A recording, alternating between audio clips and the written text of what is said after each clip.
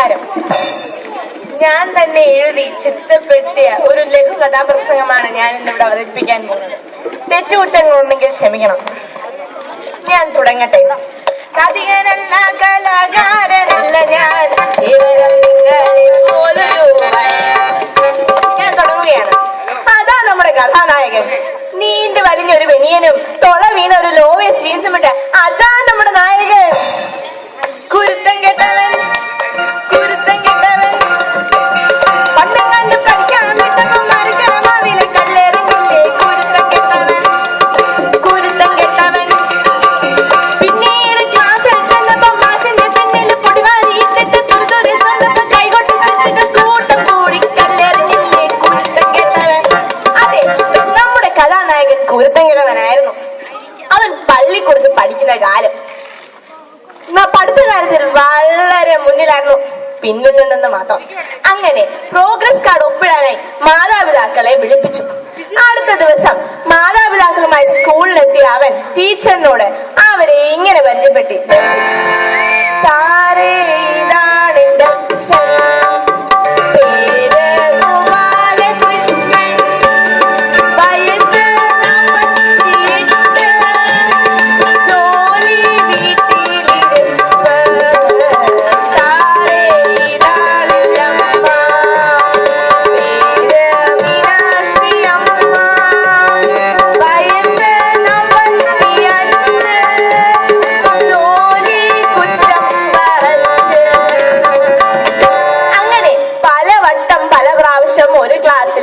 പഠിച്ചവൻ അറിവ് നേടി +2 പാസ്സായി.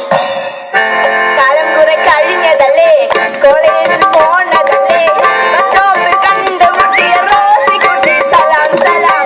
ഇപ്പൊ നമ്മുടെ കഥാനായകന്റെ സ്വഭാവം ഏതാണ്ടൊക്കെ നിങ്ങൾക്ക് പിടികിട്ടി. എന്നാ ഇത് കൂടെ പിടിച്ചോ. റോസിക്കുട്ടി ചിരിച്ചു ചേട്ടാ,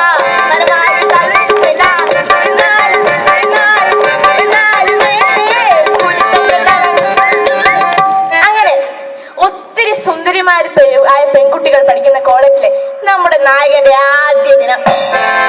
വടക്കും തെക്കും നോക്കി നടന്ന നമ്മുടെ നായകന്റെ കണ്ണുകൾ ഒരു പാരഗൺ സ്ലിപ്പേഴ്സിൽ ഉടക്കി.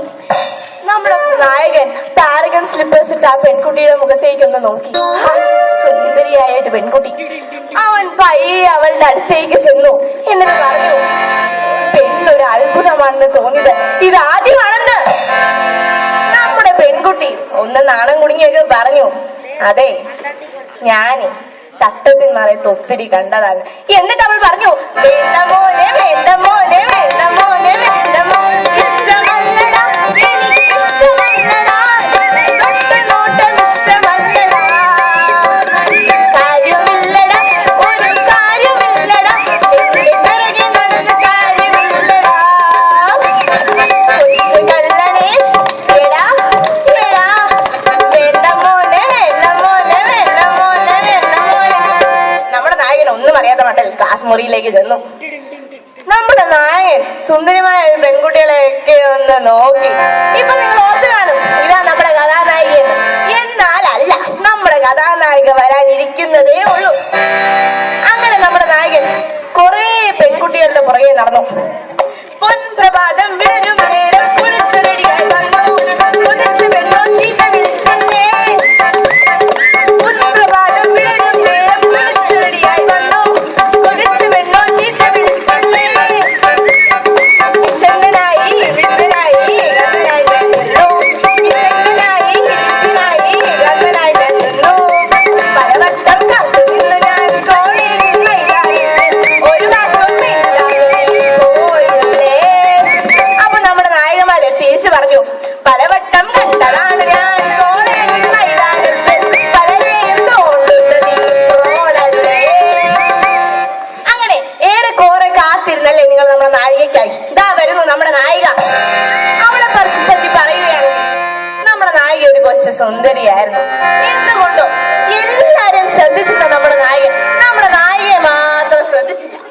എന്നാൽ ഒരു ദിവസം പരീക്ഷാ ദിനം. ഒന്നും അറിയാതെ നമ്മുടെ നായകന്റെ അടുത്ത് എന്തൊക്കെയോ അറിയാതെ നമ്മുടെ നായിക വന്നിരുന്നു. ക്വസ്റ്റ്യൻ പേപ്പർ കൈ കിട്ടിയപ്പോ നമ്മുടെ നായിക ആകാശത്തേക്ക് ഒന്ന് നോക്കി.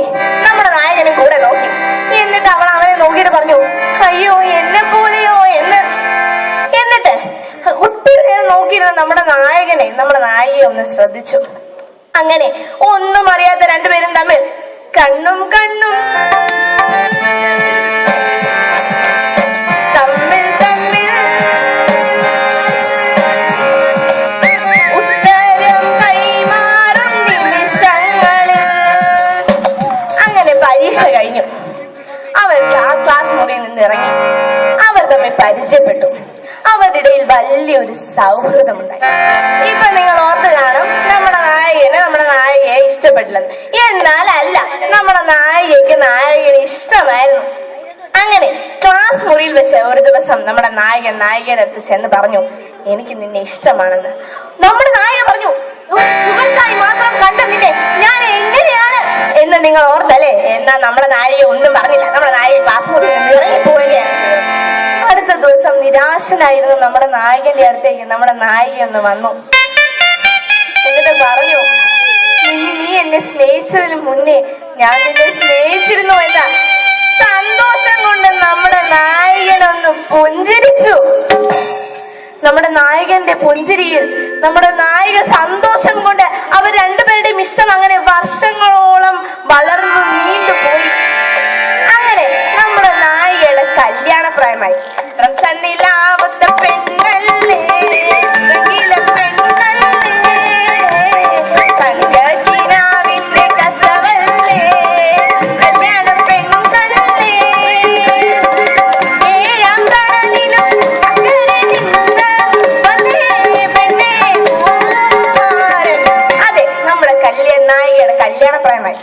നമ്മുടെ നായകനെ മാത്രം ചിന്തിച്ചിരുന്ന നമ്മുടെ നായികയുടെ അടുത്ത് അവളുടെ അച്ഛനും അമ്മയും എന്ന് പറഞ്ഞു, നിനക്കായി ഞങ്ങളൊരു സുന്ദരനും സുമുഖനും സൽസ്വഭാവിയുമായ ചെറുക്കനെ കണ്ടെത്തിയെന്ന്. നമ്മുടെ നായകൻ ഞെട്ടിപ്പോയി. അവൾ പരിഭ്രമിച്ചു പോയി. അവൾ അച്ഛനോട് പറഞ്ഞു, എന്നോടൊരു വാക്ക്.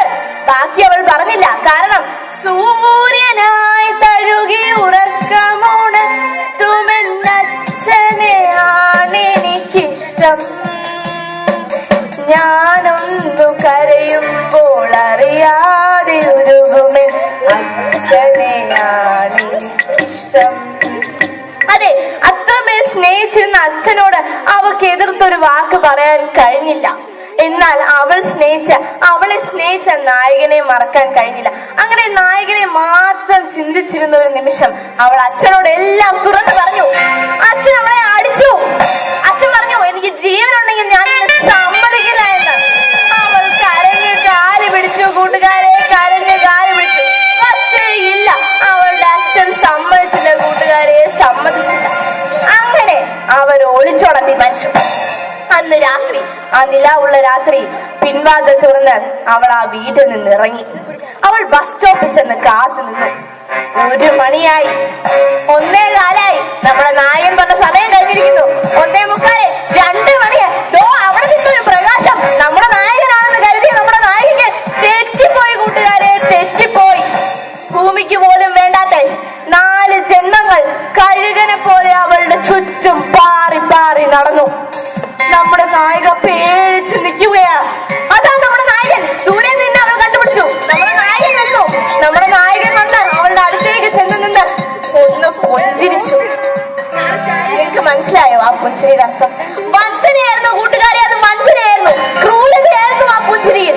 അവനും ആ 4 ജന്മങ്ങളും കൂടെ നമ്മുടെ നായകയെ എറിഞ്ഞു എന്ന് നിങ്ങൾ കരുതിയല്ലേ? എന്നാൽ ഇല്ല. നമ്മുടെ വില്ലന്മാര് 4 വശത്തേക്കും ചിതറിപ്പോകുന്നതാണ് നമ്മുടെ നാട്ടുകാർ കണ്ടു നിന്നത്. അതെ, അങ്ങനെ എല്ലാ പെണ്ണുങ്ങളും വരണം, ശക്തമായി ഇതിനെ എതിർക്കണം. ഈ വരികളോടെയോ ഈ കഥയോടെയോ ഇതിവിടെ അവസാനിക്കുന്നില്ല. എന്റെ കഥാപ്രസംഗം അക്ഷമയോടെ കേട്ടിരുന്ന എല്ലാവർക്കും എന്റെ നന്ദി, നമസ്കാരം.